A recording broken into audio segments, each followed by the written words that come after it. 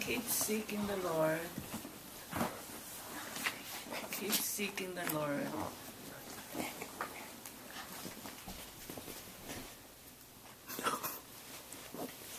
And you will get reward.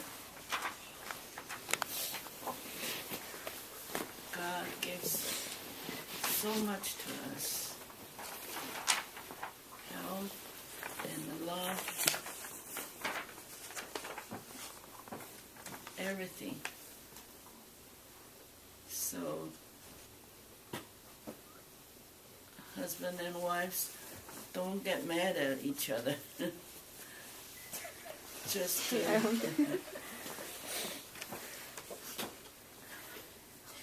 yeah, he's the other half of yours. So if you get mad at the other ones, you're getting mad to God too. So just be very, very loving to the family and pray for them, seeking their good.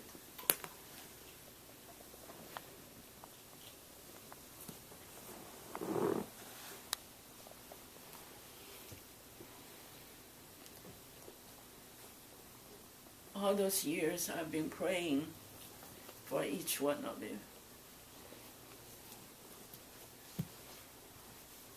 I think God has answered my prayer. So don't get mad.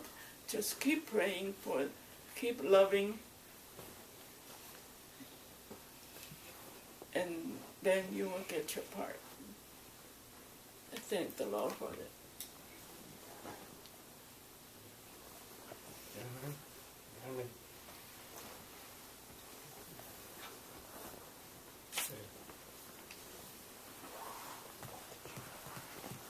Well, I would have thought, thank you again, each one of you who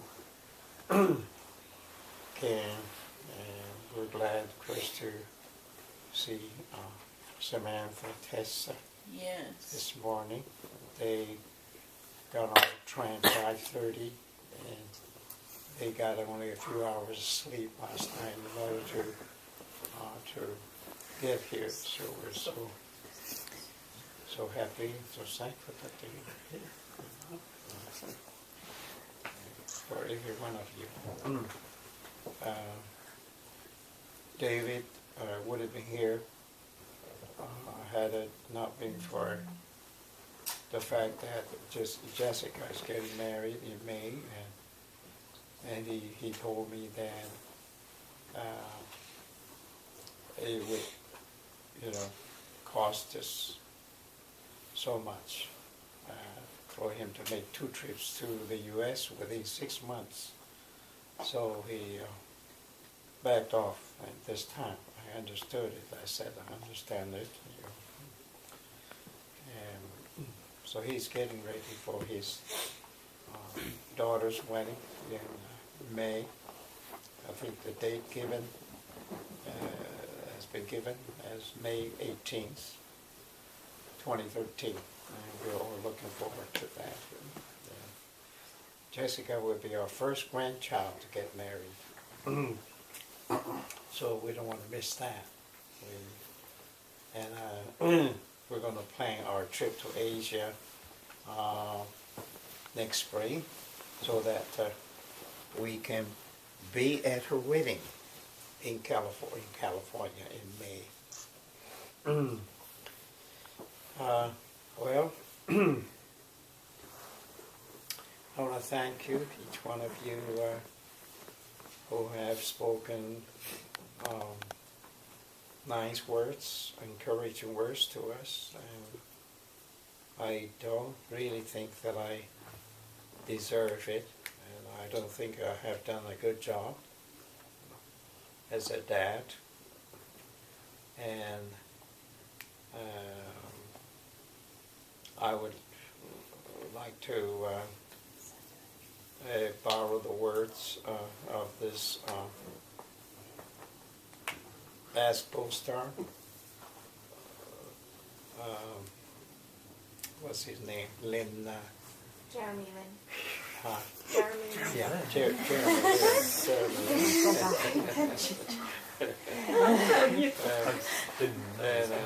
I think he meant it. Wherever he goes, and he was asked a lot of questions and from the press, and then he would always say, he says, I always attribute things, first of all, to my God. He was asked, how did you do it? How did you throw it that way? And that's true with me, because I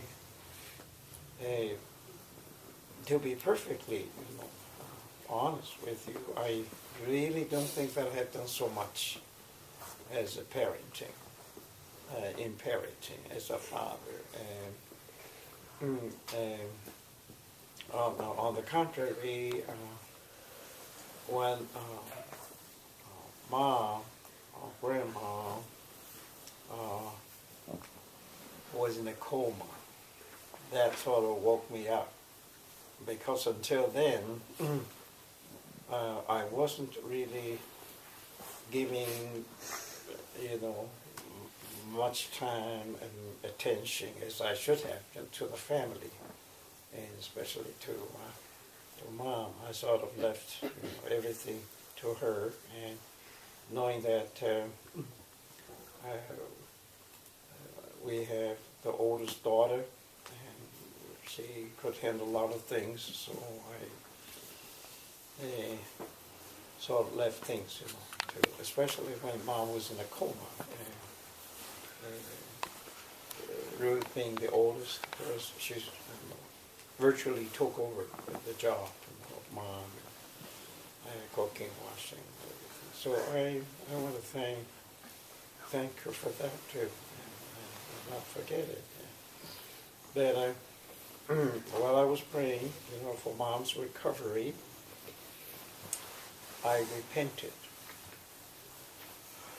before God, and I made a promise that, Lord, if you would raise her up, and I'm going to love her the best I can, the way that you want.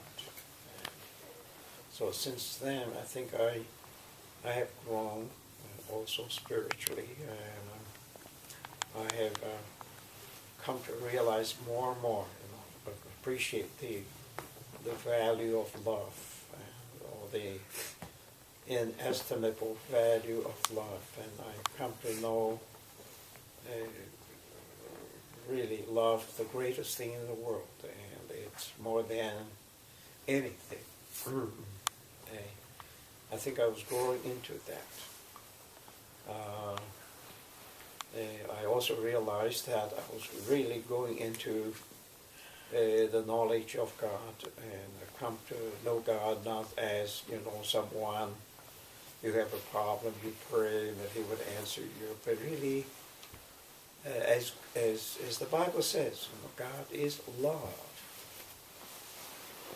It just manifested in different ways, and through our Lord Jesus Christ, and so concrete. So I was growing into it, and I was living it, and I started practicing it, and then I started preaching it. So I know that to teach others, and I must first of all, have learned and practice before I can preach it to others. And as I trusted the Lord, the family grew, and more children. I believe that our marriage was arranged, or was pre-arranged in heaven, because it wasn't planned.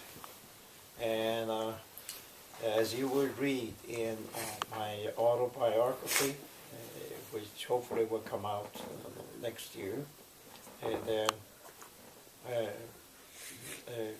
I didn't think that this was going to work out. I had given up one time, but somehow God used this friend of ours who first, brought us together and arranged for us to meet at her home. And then when I was disappointed and I gave up, and she would always encourage me, saying, be patient and I'll pray for you and it's going to work out. And, so finally it did work out. And I believe God was in it from the very beginning. And the way that I appreciated Mom was that she was very shy.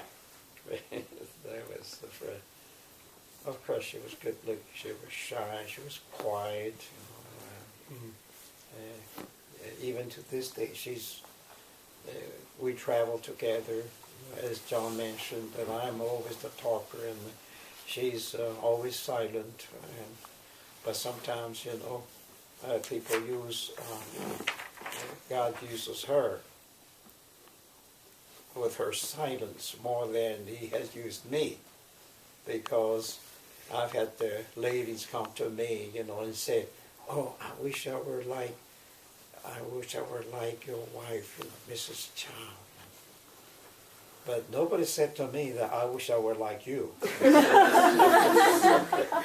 So she's more effective as a witness than I am. And the other thing that I appreciate is that she probably is the most tolerant person I have ever met in my life. She's never demanding. She never complains. And John mentioned that Mom got mad at me. I just don't remember when she got mad at me. My impression is that she never got mad at anybody. At least never shouted at me. So I'm thankful but when we do have differences, when we do see faults in each other, because no one is perfect, and somehow God has taught me, to see her as the other half of me. If I find faults with her, and God will say, well, that is your faults too. After all, you chose her. You married her. That took care of many things. But I try to think, I try to think that the first time that she was always shy, I try to think the first time she said, "I love you." The first time that week, I kissed her. It took a lot of courage to do that for her. And the first time, I think she said, she expressed her love for me. It was on my 20th birthday. We just started, seeing each other. And on my birthday, so she gave me a journal as a gift. And I turned the first page, I saw a little dry flower, and it was covered by a plastic wrap, like taped in there. Now, underneath the flower, and she wrote 3 words: "Forget me not." That's the name of the flower. And that's the way she expressed her love for me for the first time. And then, of course, gradually, we got married. And it took, it wasn't very easy for me to kiss her for the first time. I wanted to do that, but because she was so shy, and I don't want to make her feel anyway. But I think it was at night, we were either in a park or someplace by a river, and there was this beautiful moonlight. It was so shiny.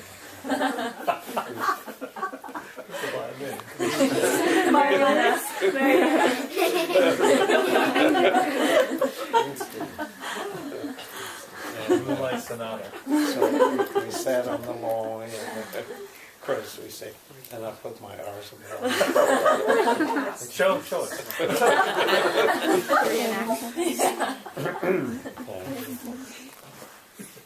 Get a flashlight. But thank God, ever since the Lord raised her from that terrible sickness, she almost died first, and God answered prayers. A lot of people were praying for us. And Mom, of course, herself is always a strong believer in prayer, in the power of prayer. And so when she was sick, she couldn't pray, and other people prayed for her. And then brought her out of the coma. And at first, she lost her memory.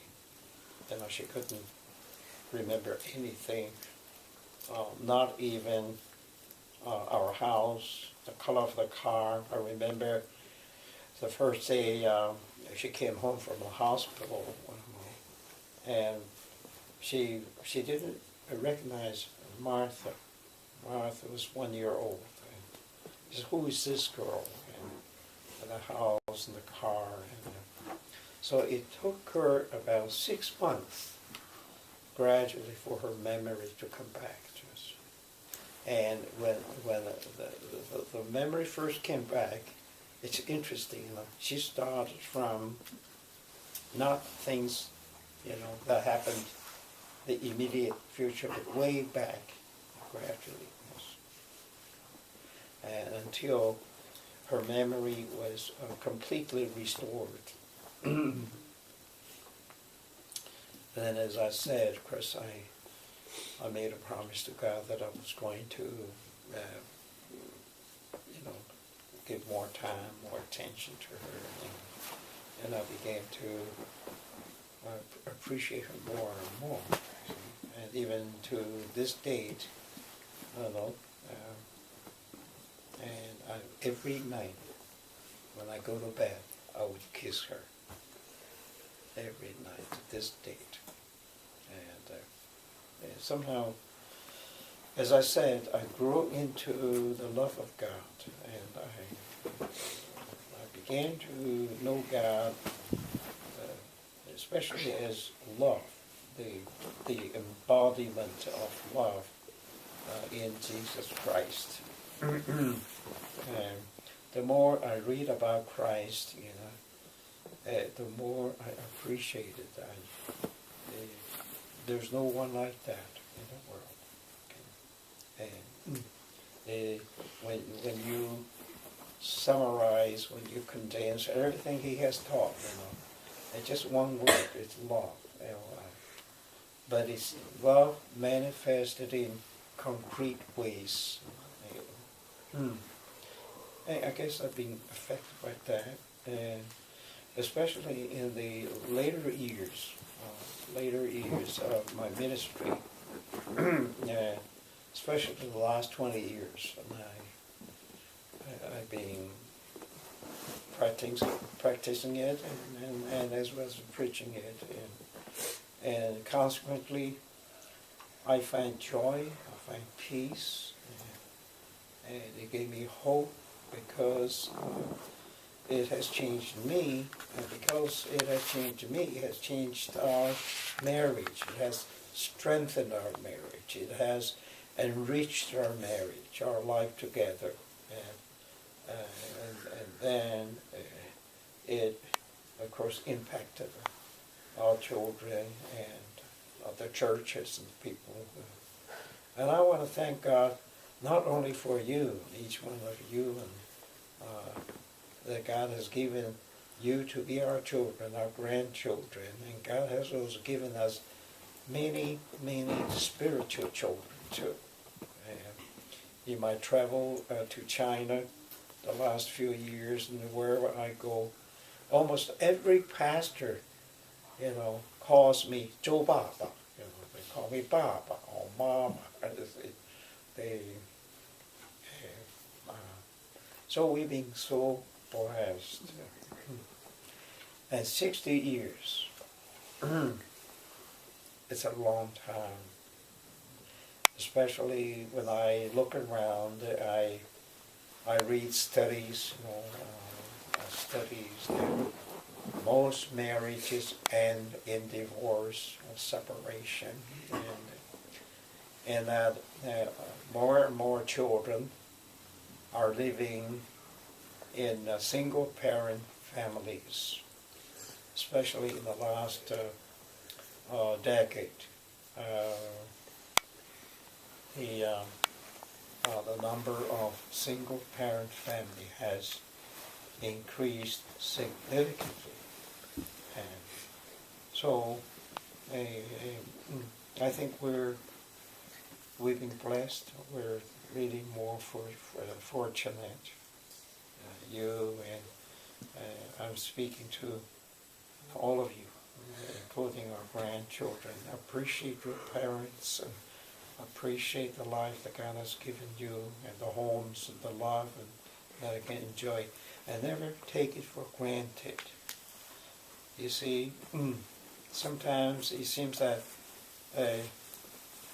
people take things for granted until they're struck with some kind of tragedy, surface storm, loss of homes, the destruction of property, or the death of some loved ones, and they begin to appreciate.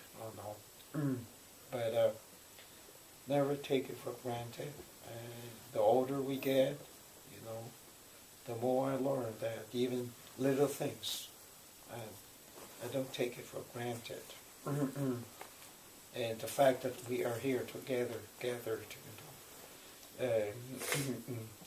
it's not a small thing. It's a blessing. As we have heard before, it's a blessing. You're all a part of this blessing, and we are to be thankful and to be grateful. Oftentimes, if not every day, and almost every day, nowadays, I thank God. I thank God for Mom, that she's still here. When I go to bed, I have someone beside me. When I get up, and there. And we help each other. Okay? Even though we have to slow down, but we're still, But the thing, the most precious thing is that we're happy. We're happy because we know God. We don't just know about Him. We know Him personally. We have lived so many years. We have experienced. We have seen what He has done. We've seen our prayers answered. And God has become so real to us to the point where it's impossible for us, not to believe in Him. He has been so real to us. And we have become increasingly conscious in our everyday life, that God, it was me. It's not only that I know it here, but sometimes I feel it, I sense it, and it's just so real, so much a part of us. So, I want to attribute, if there's any think good in me, any success that I have achieved, I attribute it to God. Because really, honestly, I don't think that I've done so much. I've tried so hard. I just believed and obeyed. I've learned the lesson of obedience, and I think this song that John picked is very meaningful. It speaks, it represents what's in my heart. That this has been my attitude toward God. Wherever you want me to go, I'll go. I think, as I said the other day, I didn't want to come to America to live here. We came because God wanted us to come. And well, just think of it. If I decided to remain in Taiwan, if I had my own ways, we would not have been here, you would not have been here, and we would not have this special day, so blessed day, 60th anniversary. I take it. I'm just so grateful for this day.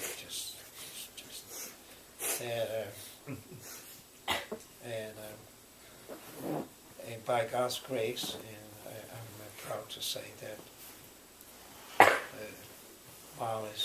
Grandma is the only woman that I have had the last 60 years. She is the only one.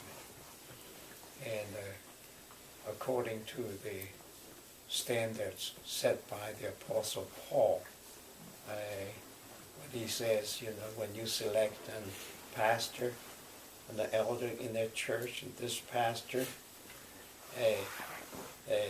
should be someone who has only one wife, or married only once.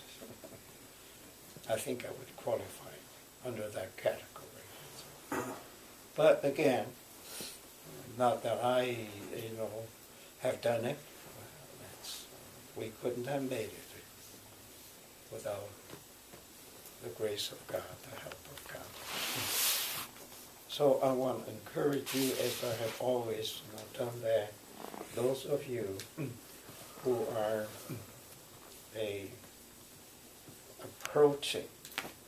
gradually approaching the age of marriage, and now Esther said she still has those principles, those criteria that we worked out together, how to choose a husband. And they followed these rules. And one time she was in Dallas, and I had her teach the young people in our church, and they found it very helpful. So if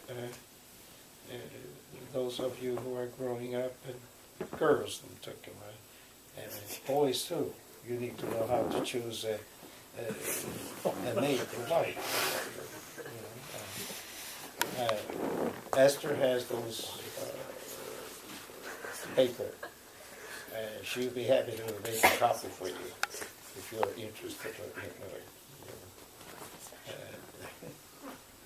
But all in all, I feel that I'm a blessed man, a privileged man. And oftentimes I think that I don't deserve these blessings. But God blesses us not because we are worthy, but because of His grace, and His unconditional love. And there are so many things that I can thank God for. My health. Until I turned 80, I was never on any medication. And I remember when I was 78 and I went in for my physical. The insurance starts with a physical. my doctor and look at my, the numbers, blood tests and everything, he, 78. He crossed off my age, 78, and he put 28 there. He said, well, you have the blood of a 28-year-old. So he says, I don't know how you've done it, just keep doing it. So again, that's the grace of God. And then these many opportunities that God has given us, we get more and more invitations to go and to minister. And oftentimes I think that I'm somebody, who should have been in a retirement, really senior citizens housing, retired, if not in a nursing home, and here I am with Mom still traveling, and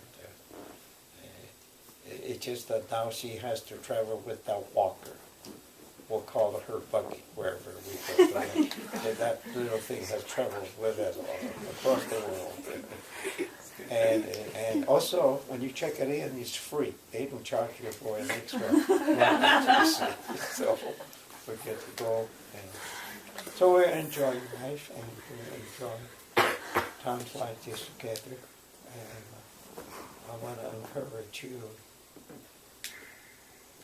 as Esther said and the others said, as I have done in my life all these years now, always put God first. Because remember, He's love. He's love.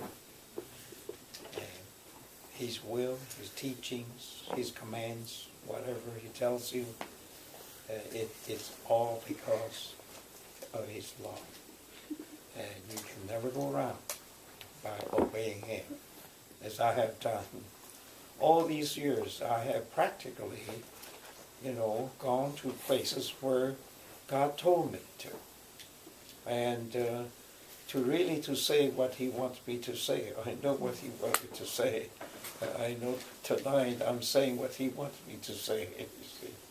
So I have followed that song that you have sung, And if you would do the same, always put God first.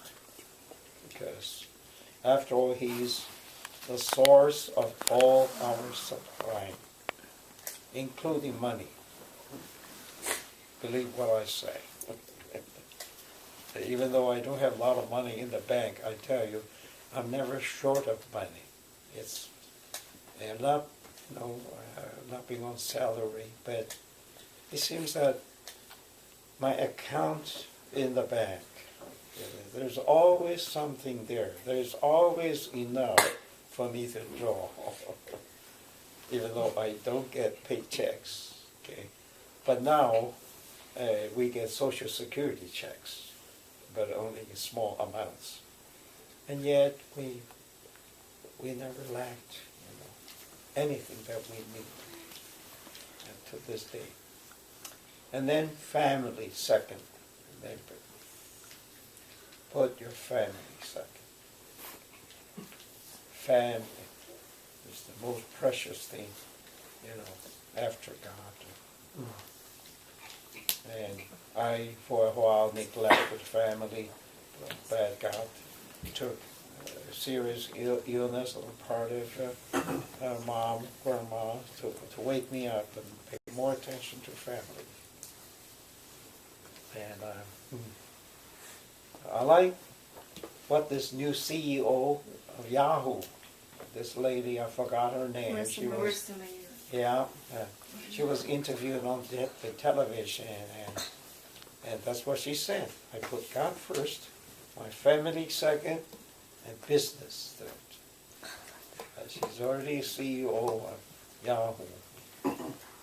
But that's true. That's the right order of priority, and you'll be blessed. You'll be happy if you keep that order. Yeah. third business, or in my case, travel ministry or church. And that's why we are here today. I expect God to continue His blessings and to continue to flow in our family